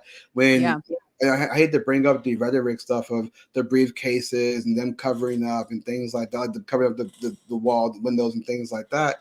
Those type of things make you go, well, why would they have to do that? Why can't we see what's going on? We're the people voting for either Donald Trump or Joe Biden. Why can't we see what's going on? Why are there Right. briefcases being stored? Why are there broken water pipes? Why are all these things happening during the time that they're trying to count the votes and things like that? It just doesn't make any sense. So we should Yeah. have the people should have a right to question it. And then they use the term like conspiracy against voting rights. They're basically making it seem like he's disenfranchising voters because he wants to see whether or not he won. So if they recount the votes, then that disenfranchised those that actually voted for Joe Biden. And it's like, but what if he's just saying that there are people who did vote for him whose votes didn't get counted? So what about those who are disenfranchised? Right. So I know that a lot of people who love Trump, and don't get me wrong, I love Trump, okay, but I'm not a Trump person that doesn't find fault with Trump. And I know that people are going to get upset with me when I say this, but to me, going after him for this type of stuff sounds like a complete waste of time. Yep. If you really wanted to put Trump in some type of legal bind, I always wonder why they don't go after him for some type of legal action in regards to the jab, because all the deaths that have occurred now because of the jab, right? He's the whole reason why we have Operation Warp Speed. He's the whole reason why we even have the vaccine. Now, granted, the Democrats turned it into this much bigger thing, making it, forcing it on everybody. But they really could go back and be like, "Hey, this thing is causing a problem with people's health. What did you authorize to be putting this stuff? Like, you didn't put this through the testing. You know what I mean? Like, they could go after him more so about that than they Yeah. can about this election nonsense. And I know that that's going to hurt a lot of Trump people's feelings, but it's No, true. you're not wrong, because if you think about it, even before Biden got elected, they were anti-vax. Kamala Right. Harris, Joe Biden said, "I'm not getting the." Kamala Harris said herself, "I'm not getting the Trump vaccine." She Right. was anti. She was anti-vax. So Mhm. you're right. That to me, quite frankly, that's something that I get bothered by the Republicans. Like, but the thing is, I think that they want to use this vaccine to push it even more, because now they're talking about creating plant-based vaccines. Anomaly covered this on his Instagram, and they're trying to do something where they're trying to do plant-based vaccines. So they want to almost use this vaccine as like their the Trojan horse, if you will. And so, yeah, I think that would be a fair, more reasonable to go after him if you really want to bring him down and say, hey, you said you're on record saying your vaccine saved lives. Meanwhile, people have adverse reactions post-vaccination, deaths and things like that, menstrual cycles, all this crazy stuff happening, and yet that's not something that they want to get him for. Instead, it's like, he said the election was rigged, we're going to charge him. Yeah. And it's It like, would make more, like, if you really want to work people up, talk about what the jab did to them. yeah. You know what I mean? Someone had a comment for me. Hey, Julius, hope all is good with you. No, Damien's a guy that's always in my chat. Good person. Oh. He said, hey, hope all is good with you. Would love for you to talk to my friend Marcus. We still good friends, but he's become liberal and tribal when it comes to race. We friends before. I can't, nothing I can do about that. That person had to just learn the hard way. So, hey, they He's became wanting you liberal. to flip them. I know, right? Like, vote Republican. No, I'm just, I don't do all that. No, I mean, look, if your friend turned liberal, all you can do is wish them well and just pray for them. Best you can Yeah. do. But I want to get back to what you said. I want to kind of do some last comments on that. Yeah, when I talked about this, because I spoke about this when I did a live stream on the Ice Cube and Tucker Carlson interview, and Ice Cube told Tucker that he knows somebody that got injured by the vaccine. Right. I don't talk about it like 100%, but when I do, I'm very passionate about it because we got to talk about the root of the problem, right? If we're going to say things like, oh, these issues in society start in the root of the home, right? It starts in the home. We always say that, right? Why society is the way it starts in the home. Well, but Operation Warp Speed, all these, dies suddenly, hospitalization, deaths, and all this crazy stuff. It starts with Operation Warp Speed. Like, that's the root of it. So we have to hold Trump accountable and say, hey, you rushed this out. You told the FDA to rush this out in 9 months rather than 5 years. You shamed Johnson & Johnson when they halted their vaccine because it was causing blood clots. You said on record that your vaccine saved hundreds of millions of lives. And that's there's no data or statistics to prove that. You're just saying it. And in reality, it's like people are getting hurt by this left and right. We're not even get the real numbers of how many people have died, but articles have reported, like Washington Post posted earlier this year, that more vaccinated people were being hospitalized. And this is all due to Operation Warp Speed. The fact that there were lawsuits against Moderna, lawsuits against Pfizer. I mean, we don't go too much into that because that'll get us. Well, there are lots of problems. No, so there's lots of problems with this, and yet I'm surprised that Democrats don't go after Trump about that specifically to really bring him down. But I think it's because they also got ties in BP, big pharma. So. Yeah. And I just want to say for the people at YouTube that are listening right now, we are not medical experts. We are not expressing a medical opinion. This is just our opinion, YouTube. Yeah. So please don't shut this video down. I'm no doctor. I just play one on TV. Right. Julius is not a doctor. Yeah. I mean, we could go into like probably a more Instagram conversation about this because I have, when you brought up the fact that like at the very beginning, the Dems were not for this at all. They were vehemently against it. In fact, they said, we're not going to get any type of medicine that this guy has created or any part of created. We're staying away from it. And then all of a sudden they were all for it, And after I watched The Sound of Freedom, did you watch that movie? Mm-hmm. Okay. So in the movie, when they create a fake outbreak or virus to be able to go onto the island to rescue all these kids.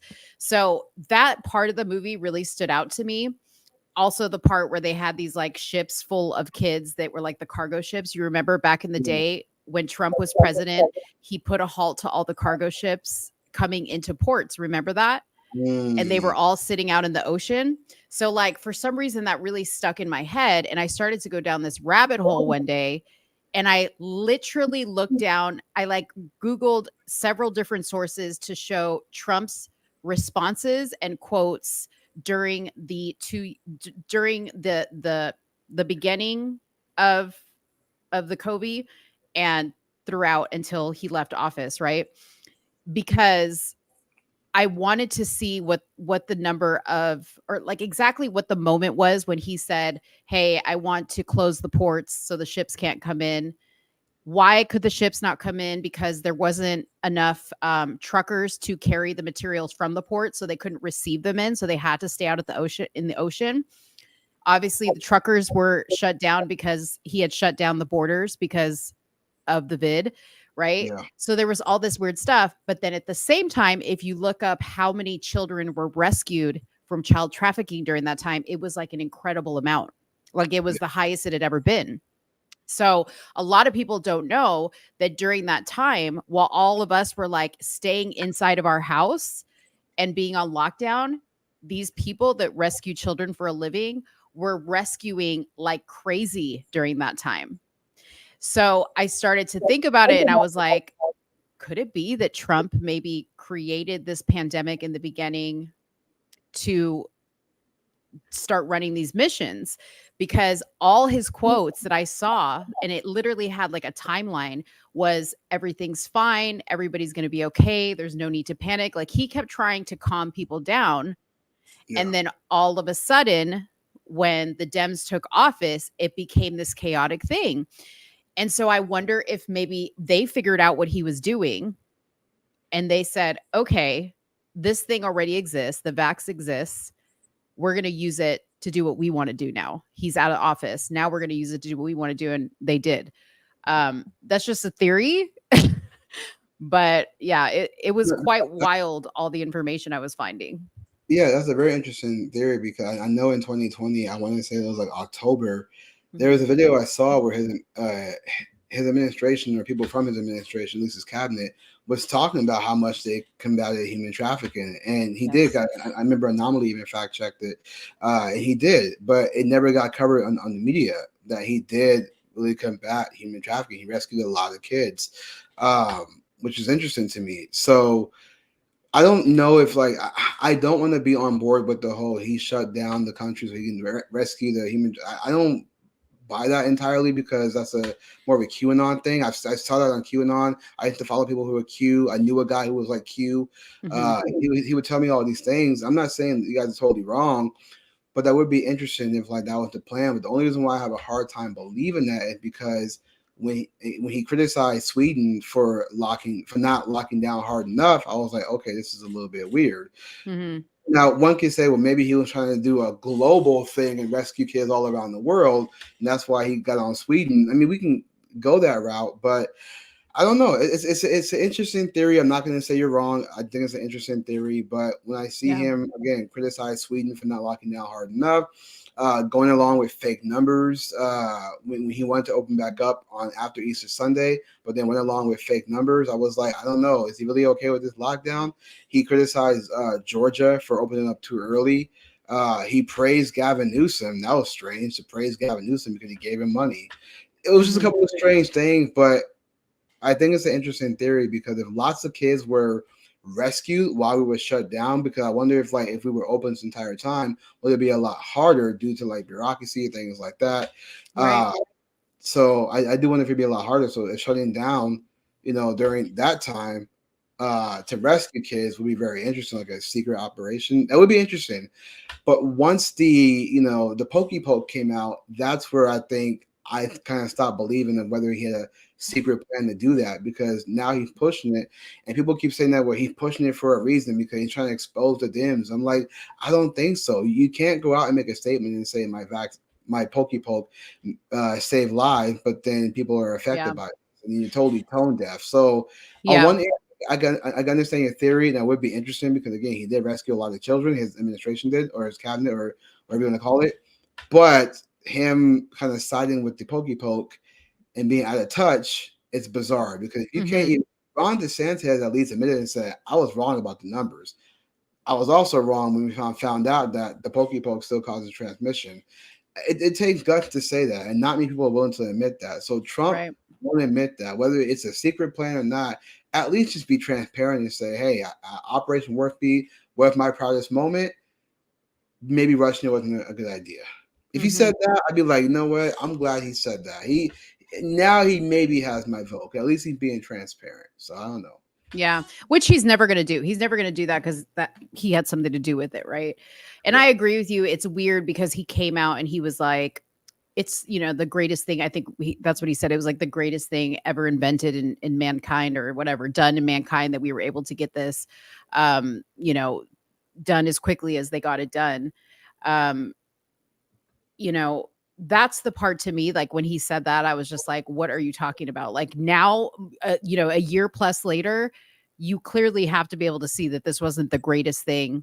Maybe the creation of what he did, pushing it as fast through the market as he did, was the greatest thing ever done. But bad stuff came after the fact. So you have to like be cognizant and be aware of that and be like, sensitive to the fact that many people have lost loved ones now at this point. You can't say it's the greatest thing. So, yeah. Judy said my state never shut down. Yeah, no, there were some states that didn't shut down for sure.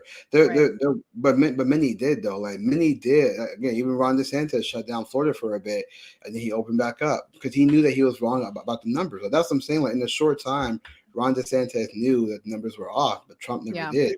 Trump Yeah. went from 15 days to 30 days to 45 days. Like, he listened to Fauci when he should have fired Fauci. At least with Ron DeSantis, he brought on Joseph Ladapo, who was with the doctors fighting back against the Faucis of the world. So yeah, and there's another thing, you know, Trump kept him around. And I get that Fauci doesn't report necessarily, like, it's not, I don't think it's the president that can fire Fauci. I forget, I looked it up one time. It's not him that can just fire Fauci, okay? But he can certainly be like, hey, I'm the president and you're going to listen to me because what you're doing is not cool. That he did not do until well after the fact. So, yeah, I mean, going back to our original point of this new indictment, it's like, if you're going to try to, if you're going to have to be smart about it and go after something that might actually stick and turn people away from Trump, I would think it would be that they would go with what we were just talking about, which was the Operation Warp Speed, the vax, and all this other stuff, not all these stupid things about trying to overturn an election. Yeah. And what's interesting to me is that, like, I mean, Hillary Clinton did she didn't go take the action that Trump did. But for years, she was saying the exact same thing. Now, again, to be fair, the document did say he had every right to say it. But to charge him for it, I mean, Hillary Clinton went on for years and kept saying that she won that popular vote. And the no Dems charged her. Nobody was giving her backlash. She just kept saying, I won a popular vote. And people accepted it. So, I mean, I know it's the cliche of right does this, left does this. I get that. But it almost sounds like they're charging him for free speech. Basically. You know, and it just doesn't make any sense. So basically, to quote you, basically, this indictment is a big waste of time because we've seen this indictment more than once. This isn't like the first time. This is like what his how many indictments now at this point, and then they all never stick. So all it does is just make the left and right just fight. I'm like, oh, look at your guy getting indicted again. Ha ha ha. Yeah. And it's like, but this is only going to make people going to vote for him even more, which I actually find that interesting to me is that the more they indict him, the more they're going to get the support by his what do you call that? His A1 since day one. You know what I mean? So it's just going to give him more support. And matter of fact, even some on the left, like the Democrats, might see it and go, man, they really are trying to indict him. It might make them just vote for Donald Trump. I don't know. Some might say this could be a secret plan to get him elected because I really don't know. All this just seems like it's like one big headache, one big waste of time. They're charging him for something that he really didn't do anything wrong. Like he wanted to make sure he won. What's wrong with that? Right. So.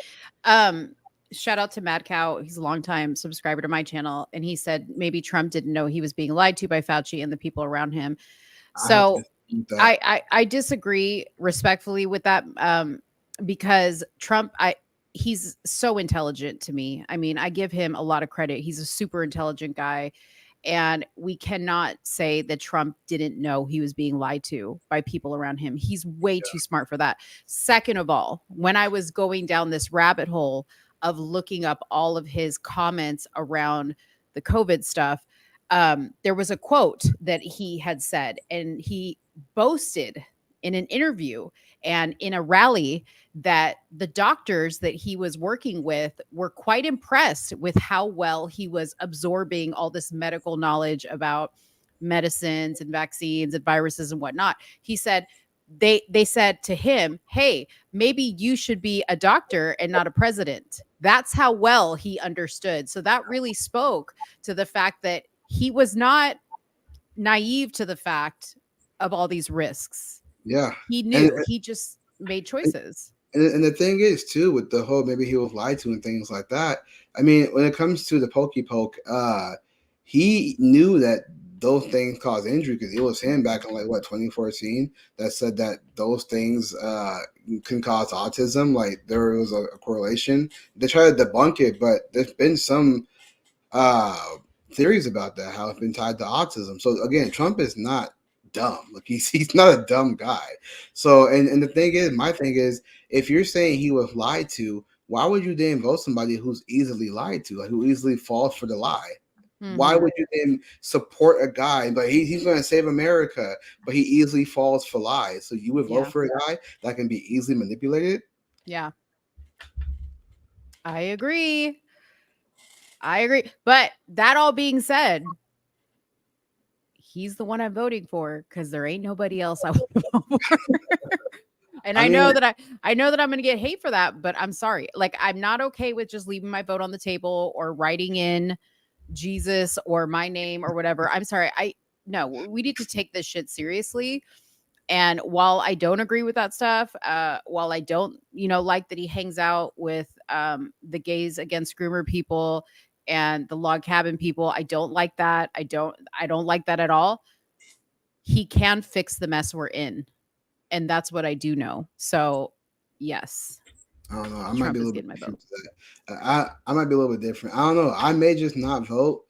I could possibly vote for this DeSantis. I don't know. I don't know. I don't trust either of them. I don't trust either DeSantis or Trump. Oh, but DeSantis is so like, he can't even get the job done. Like, what if he actually got voted in as president?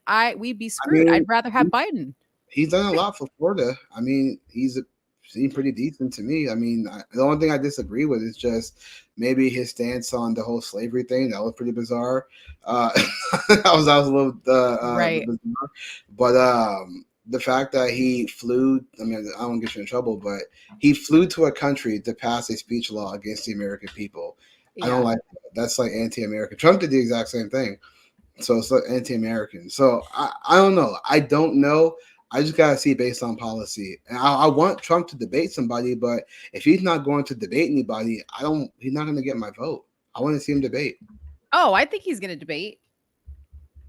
I think he's gonna debate. I'm dropping my link in the chat, by the way, if anybody wants to go there. Because people are upset because they can't see all the comments if they're not on my page. Oh yeah. So yeah, you guys can go there if you want. But anyways. From my chat. Yeah.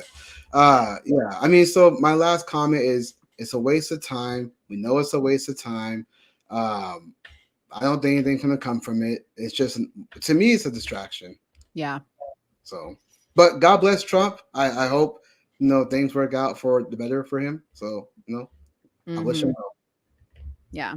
People forget he left it to the states to make the choices, the whole of America. Yes, he did leave it to the states. I do agree with that. But the comment that turned me off is when he called it the greatest thing ever invented. Well, but not even just that. I mean, even during that whole thing when he was like, I went to 2 of his rallies and he was like, we had to close it down. And this is the guy that ran on job. Like, he ran on job and wanted to open the country up back in April, but he didn't. Even though he left it up to the states, he wanted to open up. He told CNN, he's like, I want to open the country back up, and he never did because he listened to Fauci. And so he took those fake data numbers and went along with it and went from 15 days to 30 days. I just didn't like that. And then in that same month of April, that's when he criticized Georgia. And even though he said that Governor Kemp is going to do what's best for his people, he still criticized him for opening up early. And it's like, why? People want their job back. I don't know. You can make all these excuses in the world for Trump, but he took money from Big Pharma. He listened to Dr. Fauci. You claim he was lied to, so that must mean he easily falls for lies. Then with the pokey poke, he claims that it saved lives when in reality it didn't. So make all these excuses. But listen, nobody's making excuses for Trump, but I will say, and the man's not perfect. None of them are. They're all pieces of shit in my mind. But he has proven he can fix the country. That's all I care about. Listen, I don't want to pay $12 for eggs anymore, and I'm in Texas, okay? I do not want to pay $12 for, I don't want to pay $4 for gas, and I'm in Texas. I will put up with a lot of shit at this point. I'm so desperate for things to get better with the economy. By the way, somebody here said, Daddy Trump will be here in SoCal for the California GOP. Are you trying to raise money to go to that? I'm not. I probably won't go to that. I don't want to hear Grandpa Moderna talk about his memories from his first. It's like, I had a great economy for African American, Asian American, women, Latinos. I don't want to hear Grandpa Moderna like recap his whole. It's true. Country. Once you've been to one rally, they're all the same. That is very true. I've gone to 2, and I have fun at both of them. But they did the same thing. So. Well, and I saw him speak at a CPAC, And then again, it's something else I can't remember. But yeah, it's the same speech. So yeah, once you've heard it once, save yourself the money and watch it on TV if you really want to watch it. A lot of people are telling you to vote. Yeah, great. Grace is pretty base. She said, Julius, do vote. I don't care who you vote for, but voting is a right that we as Americans should do because we still have that right. I know a lot say it doesn't matter, but do it just because you can. I know. I get it. But yeah, we'll see. We'll see. So listen, don't be leaving the vote on the table. Don't do it. I tell this to Suni every day because she's like, I don't know. And Bryson's like, I don't know. I'm like, I'm with you. I don't know either. Come on. That's 3 Black people leaving their vote on the table. Y'all are regressing. This is franchise. Voting rights. I can't get no ID. and then Mad Cow Mark said, you guys, everybody who leaves their vote on the table, y'all are the first to complain. I know that's right. All right. We'll see. Yeah. Hey Joey, welcome. Yeah, we're through a couple topics. You probably missed some of the best ones. But let's talk about just Pearly things. Do you have the clip where she said what she said? So it's not a clip, it's a tweet. So I sent you a tweet. I sent you my my tweet. Okay. I'll pull it.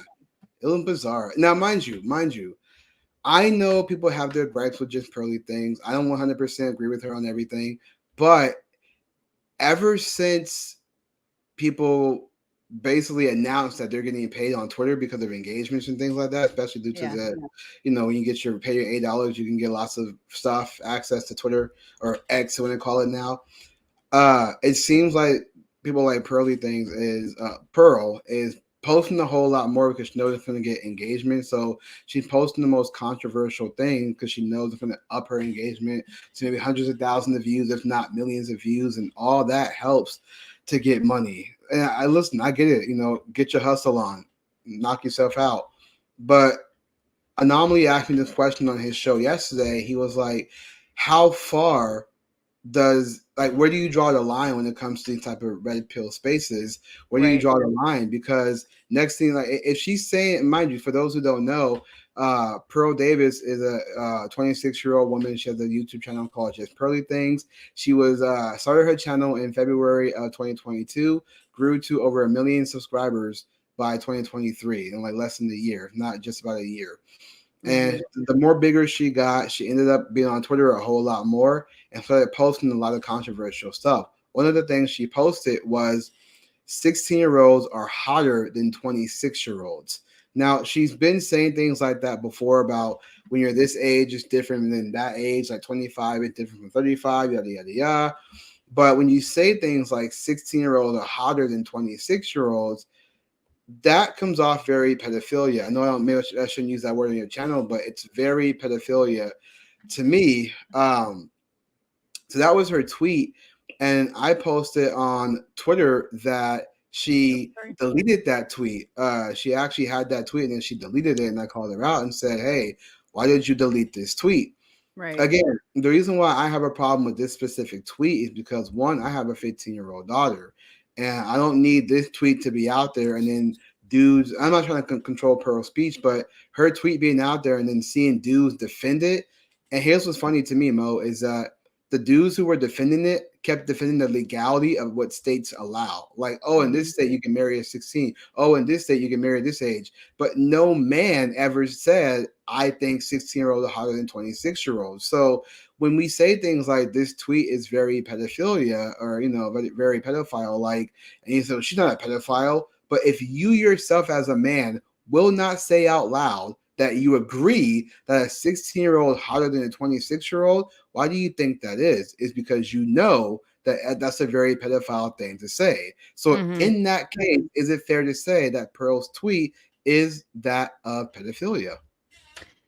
I think, and I'm going to play some clips here from Pearl so people who don't know her can kind of get an idea of what we're talking about. Let me play some of the clips first. So this is the first one. Female athletes. Let's see. I'm sorry. Let's play this one. Love is a young person's game. Okay, let's play this and see. Oh, I don't think I'm doing my sound. Oh, well, the sound was off actually. Yeah. on the not on you, but for the YouTube video. Yeah, because I didn't share it. That's why. All right, here we go. I really love is a young person's game. I think over a certain age, honestly, the chance of finding like true, genuine, like love, like there's a reason all like Romeo and Juliet weren't 55.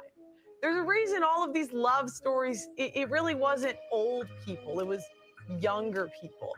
And the more as a woman you destroy the youth and the beauty that God gave you and the innocence, then the more you're going to have a hard time in dating. And it's really like playing roulette. You might be able to get away with it. Some chicks do. They're hot enough, but you know, you're really playing with fire when you open the door to doing sex work. And that was like super random towards the end. Yeah, like, it was really weird. But you know, like, so that's like one of her things, but like she's recently had some like really cringy takes, and we have talked about it on our show with Suni because she recently got like noticed for saying repeal the 19th. Yeah. And you know, like she's not the first person to say that at all, right? Yeah. Basically saying she doesn't think women should have the right to vote because we're emotional and whatever, which is what Suni has been saying all along, right? But this girl, for whatever reason, is being, you know, put on a platform. She also just recently was seen on Piers Morgan talking about she wrote this like song on her guitar about why we can't discuss the Holocaust and what people are saying about the Holocaust. Some people think that it wasn't necessarily what it was painted out to be. I'm not expressing any opinions here. And so Piers Morgan was calling her anti-Semitic, and she was like, well, why can't we talk about the Jews? Kind of biting off of the whole thing that Kanye went down when he started saying the same thing. So now she is kind of stealing other people's stuff to become relevant. And like that tweet that you just put up here, or that I just put up here, 16-year-old chicks are hotter than 26-year-old chicks. Like there's no context around that. Like you're just going to post that. That's what I'm saying. And she erased it. It's interesting that you said she's stealing things because there's a YouTube channel called It's Complicated Channel. It's a very great channel. He asks fantastic questions. It's really great stuff with the way he phrases questions. But Pearl was actually using some of his questions. Now, she did give credit to him like a couple times, but not every time. And a lot of the questions she was using was from him. It was also known that she was also using things from Kevin Samuels, using things from Fresh and Fit. So the complaint is that she's taking things from others and using it, which I would argue, to me, there's nothing new under the sun. If you're a content creator, you're no different from any other content creator. You're creating content that's no different than anybody else. Now, what you're creating is still not different than anybody else. There's lots of YouTube channels that do reaction videos, lots of ones that do segments like we're doing. We're all doing the exact same thing. We're just giving our different takes to it. But for Pearl to, you know, if she's purposely, knowingly using other people's takes to kind of make it her own without anything to back it up, because I noticed that one thing with Pearl, I have noticed this lately, I could be wrong, but I noticed this, is that she says things, and when she does actually debate about it, there's really no backing. The way that she'll push back is by saying, "Oh, look at how you're reacting. See, you're more emotional. That's why we got repealed the 19th." Like, there's no actual like breakdown of what she says. So her saying something like 16-year-olds are hotter than 26-year-olds, there's no why. It's just, I need attention, I'm going to post this. Now, I'm not trying to make somebody, you know, Pearl, I don't want to like come off like I'm like, you know, defaming her. I'm just saying, when you start tweeting things like that with no explanation as to why, and then you delete that tweet, it just sounds like to me. And then she doubled down on that too. She said, "Oh, sometimes I just delete things because I want to," and it's like, well, because you have no backing behind it. Because you don't believe in what you say. You're just saying it for the sake of clicks, and that just says that you do things for attention. Yeah. Sudi and I were having like this conversation the other day because, like, not just her, but like also on this show, we say a lot of things, and her and I individually have gotten, I don't want to say canceled, but like her more so than me, for saying things that people are just like, "Oh my God, I can't believe you would say that. I can't believe you would say repeal the 19th. I can't believe you would say homosexuality across the board is evil," right? Suni has literally had people unfriend her over those things. And now it is becoming popular to say repeal the 19th. People are really starting to question, the agenda of, the LGBTQ community, and should we be trusting anybody that associates with them?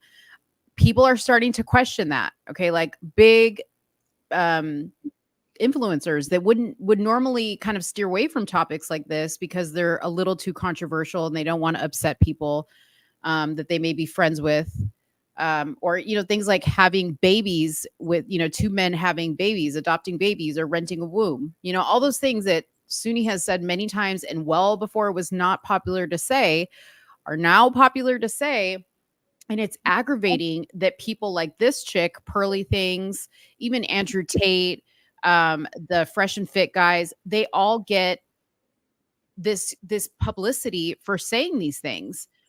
And I told Suni the other day, I'm like, I don't think that is by mistake. I think it is by design, because anybody who becomes somebody, let's take that Dylan Mulvaney guy, the Bud Light guy, right? That pretty much drew everybody into a frenzy. They were canceling Bud Light left and right. He did the same thing with Ulta. He did the same thing with Tampax, right? And my daughter was telling me, she was like, Mom, he literally blew up on TikTok overnight. Okay. Like, because, and that doesn't happen for no reason. Like, there's something backing these types of people that say this type of stuff. There's a lot of money behind Andrew Tate. There's a lot of money behind Pearly Things. Her father is super rich, I'm understanding, and he pretty much funds her entire lifestyle. The guys that do Fresh and Fit, if YouTube didn't want those messages to get out there, they would censor them like they censor you and I, right? Well, I mean, I thought about this too, and I thought about this a lot. The people like Fresh and Fit, I actually look back at their content, their old stuff. They wasn't always doing this. They actually were doing like self-improvement, but it was like more about fitness. And then they got into the relationship part. And I think what made them popular, I'm not trying to defend them, I'm just being observational of what made them popular. What made them popular is the fact that they just say things, aside from the dating multiple women, the comparison between male and female, they're just blunt with it. They don't hold back. They just tell it real like it is. And the conversation they have with all the women is just, I mean, I know they bring on like OnlyFans girls and things like that. I get it, but it still all comes down to their intellect. So they say things that it's when I watch it, I'm like, I actually agree with that. Like, that does make a lot of sense because I understand it. So I think them being so blunt and not being so PC, or maybe call it empathetic, that's the reason why they're blowing up. But with Pearly Things, she had decent takes when she was coming up. But then when she started to blow up a little bit more, people started realizing, well, why is it only black chicks on her shows? Like, why does she only have like mostly black people and all this stuff? And then she just blew up because of that. I wouldn't say you're wrong about the design thing, because it does seem a little bit like an overnight thing for everybody. Pearly Thing, Fresh and Fit, Andrew Tate, all these guys, because like, where were these guys at? I was watching Red Pill content back in 2017 with this guy named Alpha Male Strategies, and I was watching his growth organically. Like, he kept putting out video after video after video, and he was growing, but not to the likes I've seen in Fresh and Fit. Do you know what I mean? Right. And he was pretty much saying the exact similar thing that Fresh and Fit was saying today, but back then. But he didn't start blowing up until like years later on. Whereas with Fresh and Fit, they blew up overnight. And I think one of the reasons why too is because they had girls on their show. I think that's the reason why. When you bring on these people onto your show and you hear their ideas, then you say, okay, I can see what Pearl's talking about. This girl sounds crazy. And it's drama too, Mo. People like the drama. Like, they love the drama. If I'm just one guy in the video telling men how to self-improve, I might take longer to grow. But if I bring on chicks and I'm debating with them, we're yelling with this and that, and I'm telling girls to get the F out of my studio, it's all going to bring in numbers all the time. I mean, it happens. I get it. I get that. I get the whole production end of it, with having people that look a certain way and people that have a certain type of like drama on their show because people like that drama. Yeah. But I look at people like Pearly Things and she's boring, not much to look at. she sounds annoying to me. I don't know, like, it's not me that likes, I don't like to watch her stuff, but I don't know who her audience really is, or maybe she brought in the audience because she had a bunch of black women, and I've never seen the show where she has black women, like if they're I used to watch it acting. all the time. I watch it all Okay. the time, and they. So Oh, does she bring them on there and they act ratchet, or are they having like really good conversations, or what's no, going on? no, yeah, there actually is. So I used to watch a show like some months ago, even last year. There were good conversations. The problem was that those women couldn't handle the things she was. This is before she started going off the rails about crazy That stuff. she was She was, saying. yeah, she was just saying that basic statistics of like 80% women lead by divorces, 50% in the marriage, and things like that. Basic stats that for between male and female. The problem was that the women on the show couldn't handle that stat, like the double standards and whatnot. They couldn't handle it. They would have girls who say things like, "I'm a single mom. I deserve a man," and Pearl's like, "Men don't want women with kids." You know what I mean? Like stuff like that. So, But it's like, that's what I'm saying though, is like, I don't think that was like she just woke up one day and decided she wanted to start triggering a bunch of black women or women in general. You have to understand, and I know this because I've seen these contracts, right? Is people get paid a lot of money to just flip their platform on a dime. Like one day, you're like, whoa, what happened to this person? I used to follow this person. I used to watch their shows, listen to their talk show, whatever. I used to love it. And then all of a sudden it just seemed to switch. That wasn't by mistake. They didn't just have like some switch of ideology. People are paid, right? So like the powers that be saw Dylan Mulvaney and they were like, we can turn that into something. And they probably wrote him a sweet contract, and they're like, you need to act crazy. You need to do what we're telling you to do. And you're locked in for 2 years. Now Dylan is like away on some island because he can't handle this shit anymore. Like it's even getting to him because he's getting attacked all the time for all the stuff that he's done. That's why I've always said from the beginning, I don't think Dylan Mulvaney, the person that we see, is who he really is. Is he obnoxious? Is he gay and like probably flamboyant? Probably yes. But I think the Dylan Mulvaney we see today was created by the machine. yeah, that part I would agree with, because it does seem people will sell their soul just to get some money. So it does seem like that. And Sunni's right. Conservatives propped him up as well. They gave him a big platform. I kept saying, stop sharing Dylan Mulvaney, because it does seem like he's planted. Right. It's like he was planted for conservatives to give him a platform. Not even That's so much right. liberals. Right. So the reason why we're pearly things, I can't really say for sure, because this is just anecdotal, but I know somebody, a guy I interviewed named Harrison Tinsley. He actually went on Pearly Things' show. He met her in person, said she was really nice, she was really kind to him.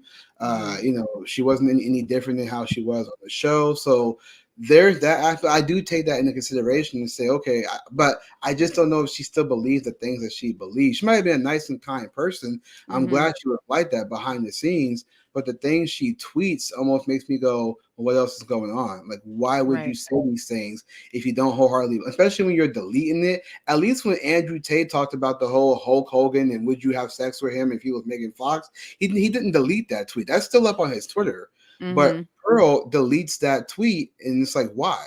Because you don't believe those things. So maybe, I don't know if somebody's paying her, but there has to be something where I don't know if she's told, or like maybe I don't know, but there has to be something that convinces her to drop these type of controversial tweets. And I would just say it's for the money. I'm going to say that she does it for the money, because she's obviously, you can get paid on Twitter to up your engagement, and the more she posts controversial stuff, the more it can get her the engagement. I think it just comes down to her selling her soul for the money. Like she's selling her beliefs and her integrity just to get some money online.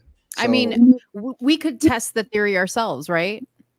We could post something completely outrageous. Like, I think all women should wear like dildos on their foreheads, when they go on dates or something, right? And I firmly stand behind this. It would not get the same traction as that stupid ass tweet that she posted about 16-year-olds and whatever. That's what I'm trying to say to you, is like there's something behind that.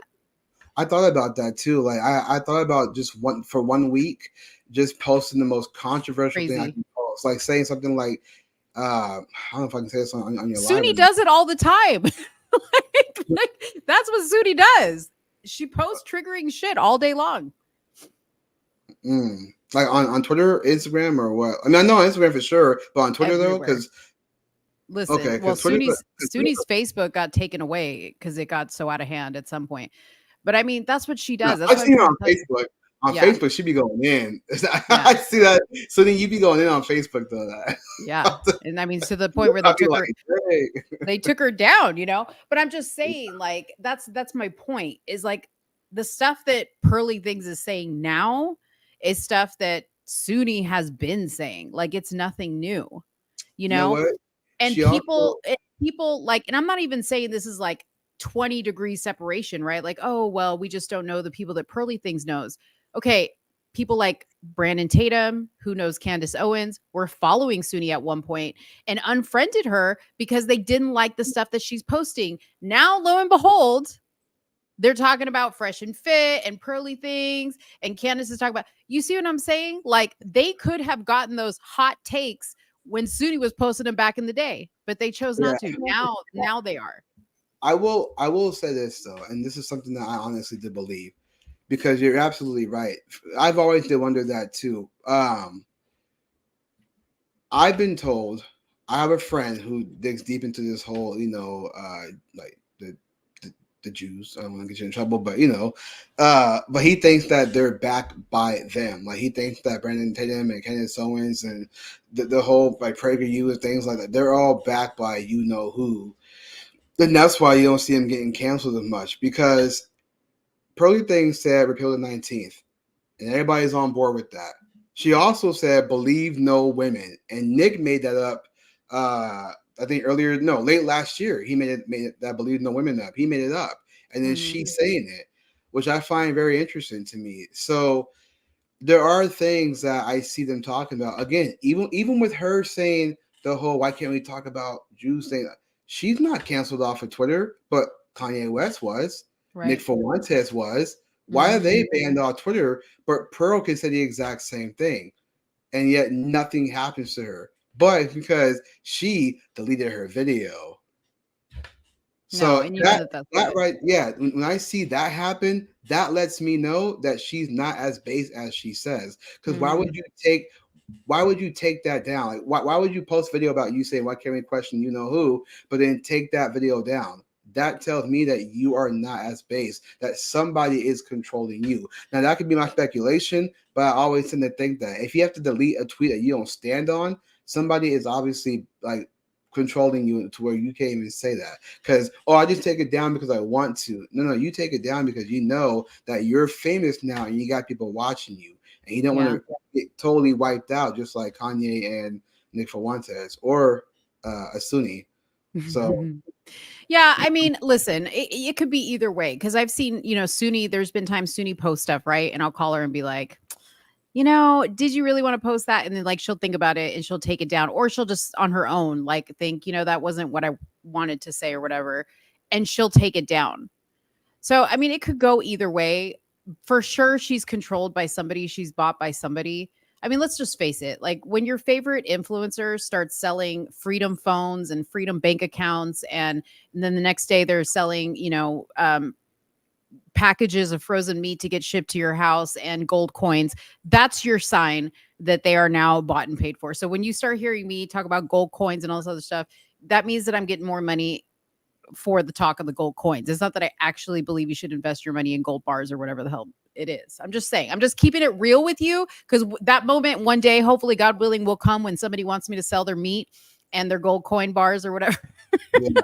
Well, I'm not going to complain about it, but I'm going to keep it real with you. Like I'm getting paid now. So now I got to tone back my message if that's what I choose to do. If I want to go to a certain level, you're following somebody's orders at some point. Yeah. That's just the fact.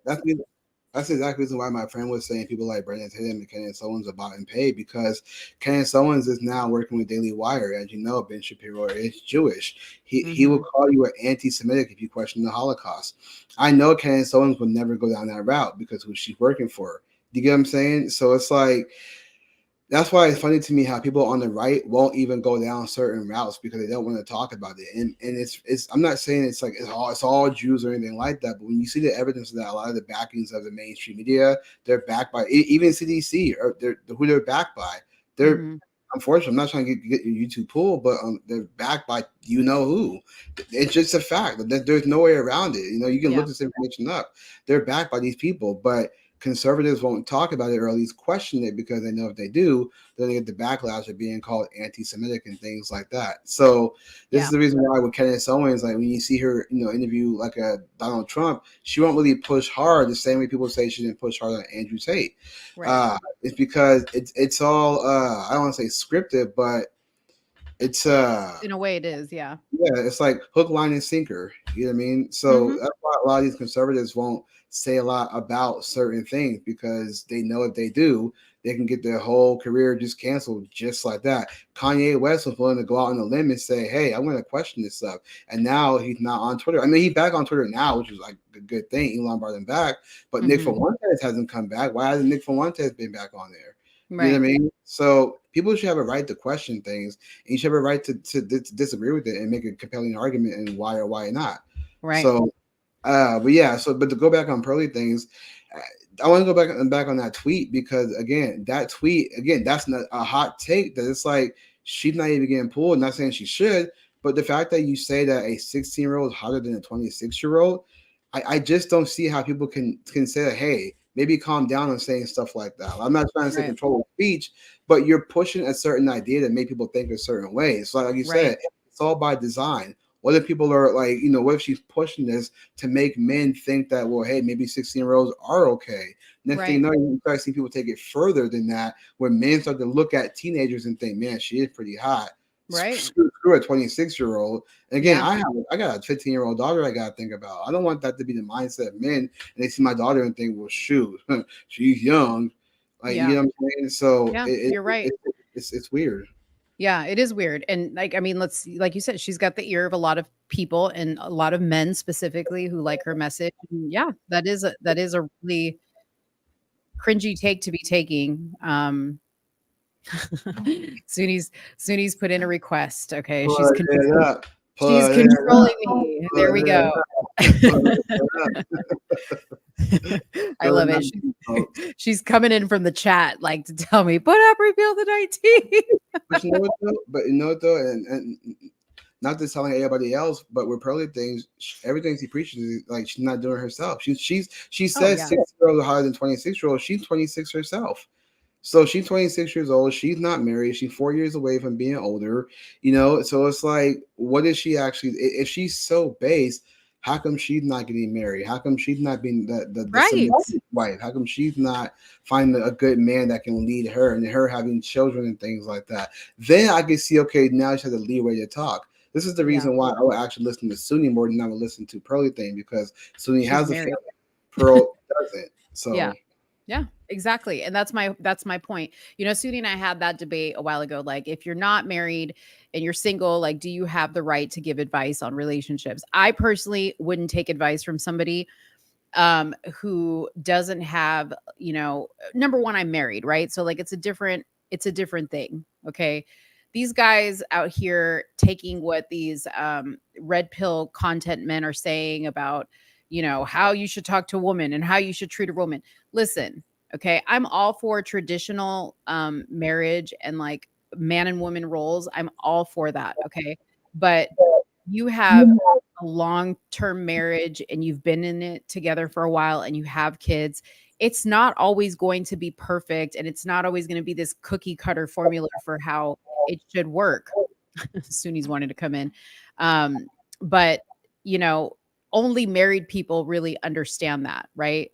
Only married people know what that feels like. Here's Suni. She wants to say something. I had to come back. Of course, when I come back, someone's knocking on my door. Your show, I'm just a guest. Hold up.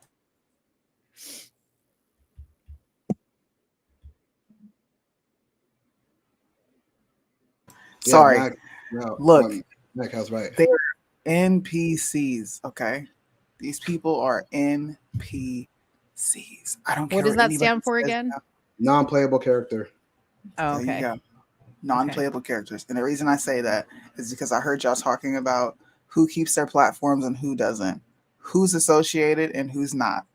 People are afraid to say it, but Candace has been off her rocker since she's been pregnant. Sorry, Candace did not keep the same energy with Steven Crowder as she did with Andrew Tate, and he's been accused of worse. None of what she knows is even true, but she softballed him. She softballed the hell out of him in that interview, and if nobody else is gonna say it, I am. Well, if This you know, is giving NPC vibes, bro. You are controlled. if you know this, because Candace even mentioned in the beginning that she actually met Andrew Tate before. So, do you think that like that could be some bias because she's met him before? Absolutely. Because you know what? If Bryson was accused of all this stuff, I would softball him. But at least I'm honest about it. I'm going to extend him more grace than I would anybody else. Right. But that was not objective. That was not objective journalism. I'm sorry. Yeah. And that's all I'm saying is like, it's understandable that once you get to a certain level, there's going to be certain expectations. But are you being honest about that, right? Like, are you being honest about the fact that you had to sell your soul to get to this platform and get this exposure and say what they wanted you to say? Just be honest about it. That's all I'm saying. I'm not mad at you. Like, listen, get your coins, get them, whichever way you want to get them. That's on you. But be honest. Tell the truth about it. Sudi, what do you think about this Pearly Things tweet that she has since deleted that said 16-year-old chicks are hotter than 26-year-old chicks? Repeal the 19th. I think anybody who's been following her, especially men, because I agreed with what Julius said. This to me is in tandem with violating children. Yeah. Why would you ever get a older gentleman to look at a 16-year-old in that way? Yeah. She seems to be pushing the same rhetoric as a lot of these leftists are. And it's gross. It's gross. I'm just going to sit up and do repeal the 19th. Like, you are on women's cases. You're not married. You have no proof of concept. You have nothing. And on top of that, you just straight up violated by telling men to look at babies. Because I'm sorry, but that's what they are. Mm-hmm. Yeah. I mean, that's why, for me, the reason why it's so personal and it comes off like I'm in my feelings because I have a daughter. Like, even if I didn't have a daughter, I still say the same thing, but I have a daughter. So it hits more home to know that I don't want to say too much, but things have happened. And I'm just like, man, this is why you should get a gun. I'm trying to convince my daughter to get a gun, like that kids her age should have a gun. But I'm being, whatever. But my point is that her making this tweet and the fact that she deleted it to me says a lot because she deletes this tweet. And Suni, here's what I find very interesting about this. The men who are defending this are trying to use the legality of what states allow versus actually saying whether or not they agree with it. Because I've asked men that. There's a guy who was defending it on Anomaly's page when I talked about it. He's like, Pearl didn't mean that. What she meant was, I said, well, bro, do you agree that 16-year-old is hotter than 26-year-old? He said, no. I rest my case because so call her out for it. Yeah, it's like, if you said that, you'll look like a pedophile. And anybody who sees Joe Biden sniffing teens and call him a pedophile and agree with Pearly Things, my guy, you are on the exact same page as Joe Biden. So that's why, like, look, there's some things that she says. I'm like, okay, I can see what she means by that. Not like tweets like that, but other things about like men and women, differences and whatnot. I'm like, okay, but that tweet just made me go, okay. Just like what Anomaly said, where do you draw the line? Like, at what point do you just say, all right, this red pill stuff is getting weird because now talking about chicks because then what's next? 10-year-olds are hotter than 16-year-olds? Like, what comes next in this whole debacle? Like, it's just going to get more bizarre moving forward. And again, I think she's only doing this just so she can get the engagement. But if you have to delete that tweet, it tells me that how much money is in your bank account, right? Sorry. it tells me that real quick, I seen that video too. I watched that video on Twitter. But yeah, it's bizarre to me because you will start to get men being like, well, it's legal in some states. Yeah, slavery was legal doesn't mean it's the right thing to do. So it's just super weird to me. I just don't understand why anybody would defend that, but then go on and call Joe Biden a pedophile, or say that any man who's going to go after a 12-year-old, 13-year-old, a pedophile, but you're agreeing that a 16-year-old is harder than a 26-year-old. That's disgusting, dude. That is straight pedophilia. And I'm going on a whole rant about it because this is disgusting. I don't want to be a part of no red pill, no manosphere, no anything like that. If somebody like Pearl, who I would argue hijacked the movement, and now is saying things, mind you, this is a woman saying this. I'm surprised more men are not saying, hey, repeal that 19th. Yeah. More men should be saying it, because this is a woman telling you to look at a 16-year-old. This is a female. All the time, men say that women shouldn't do this, women shouldn't do that. Repeal the 19th. They shouldn't vote. This is you now. You're allowing a woman to tell you to look at a 16-year-old over a 26-year-old. That is bizarre to me. Well, we'll know how planned it was if Piers Morgan has her on for yet a third interview to talk about the crazy shit she says and does. We'll know, right? Because he likes to have her on and talk about that stuff. But on that real quick, I will say this. I don't think there should be a problem with questioning like the Holocaust or Hitler, things like that. I've heard my friend does a lot of research on that stuff. He's told me like a lot of articles about like Hitler and how he was a nationalist, things like that. There's things I've read that I'm like, well, this isn't what I was told about Hitler. Like, it seemed like he was fighting back against the Federal Reserves, the bankers and things like that, just trying to protect his nation as any leader would. Now, is he a perfect guy? Maybe not. But the things that he was fighting for was for his country, of his people, the same way America should do, rather than to be in the world police and fighting things like the Ukraine and giving aid to them. So I think that there is history about Hitler that we just don't know, because all we're told is that he's a genocidal maniac and he killed the Jews and things like that. When I was like, what I heard, the Jews that were killed and whatnot, it wasn't just because they were in the gas chamber. It was something because of diseases due to war, things like that, starvation. Like, there's other layers to it, but we're not told this. We're just told he put him in gas chambers. He's a bad dude because he had a swastika. It's like the basics that we know, but we don't even know in depth what kind of person he actually was. The fact that he was trying to protect his country as well as anybody should. Yeah. And I can't remember. There was a Cuban leader, and he's very popular on shirts that I see kids wearing all the time. And he was either Cuban or Venezuelan. I can't remember. That one guy. I know you're talking about the one with the hat. With the beret and the glasses. That guy killed tons of people. He was terrible. And yet they put him on t-shirts and people wear him all over the place. You know what I mean? So we pick and choose. We pick and choose because we were told to be outraged about one and not the other. That's a good point. His name is like right there. I just can't think of it. But I know you're talking about. I just can't think of what his name is. Che Guevara. Yes. It's interesting because that guy was a bad dude. Like, that was a bad dude. That was a bad dude. Like, that was a bad guy. And yet people rock his shirts with no problem. That guy was a socialist. That guy was a communist. And yet people wear the shirts like it's nothing. They even have a parody of Family Guy looking like that. Like, you're looking like that. And that's okay. But if I rock a Hitler shirt, I'm anti-Semitic all of a sudden. Right. Yeah. What about the big drug lord? What was his name that had the they made all these movies about him. Oh my gosh. I'm doing bad with the names today. He was a Mexican drug lord or something like that, or Colombian. Buried all his Castro. Like, there's another one. You know what I mean? Like, he's literally like a cultural icon when people should be looking at that like, why are we celebrating this dude? Yeah. But then for Hitler, they tell you not to. That's why it makes me want to do Escobar. Yeah, exactly. And that's why it makes me want to do a lot more research on Hitler, because why is he so bad? But yet these other communists are not. And people can wear shirts of it and walk around and nobody. I've seen when I'm out and about, I used to do Postmates. I see wear those shirts standing in line and nobody says something. If I walk in with a swastika, all hell will break loose. People will freak the hell out. Like, why is this guy wearing a swastika? Yeah. All they know is what they've been told. Right. Because you've been told to be outraged by those symbols and not other things. You see, people are dense. Exactly. It just goes to show how far back the programming goes. You know what I mean? So yeah, it is what it is. Well, did you have fun as our co-host? You want to come back?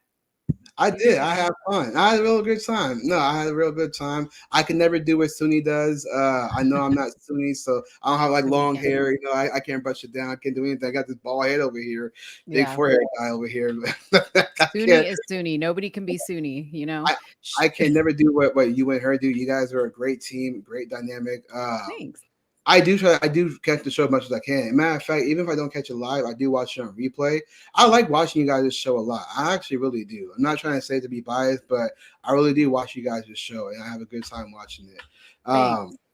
But yeah, no, I had a great time. I'm glad you had me on. I almost want to like kind of pat myself in the back. It's like I was on Anomaly show yesterday. Now I'm on this show.